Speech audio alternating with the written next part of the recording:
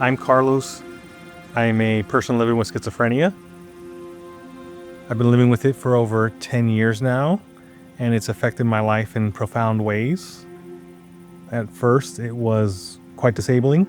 I had trouble completing my school assignments. I had trouble maintaining relationships. I had trouble holding down jobs.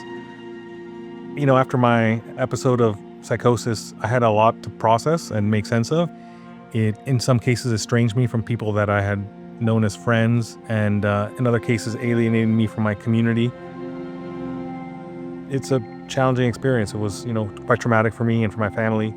The process of going through a diagnosis was a sense of loss. It was a sense of grief, because that's when it can feel like all hope is lost, and it can feel like, there's no future ahead.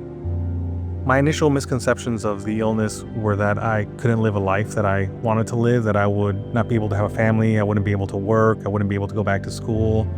Schizophrenia is an illness that you can't just pull yourself up by the bootstraps. When you're most unwell, you often can't see it for what it is, so you need people around you. You need a community, family, friends.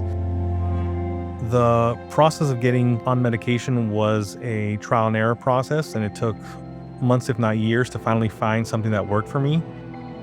But it takes more than it just medicine to ultimately live a life of recovery. For me, I'm inspired by the people that are making treatments for this illness, because to me it's a promise of a better future, and it leaves me hopeful that there will be treatments that are safer and more effective than the ones we have today. And I just want to thank people for their work, for their research, for their efforts, bringing new treatments to patients' lives.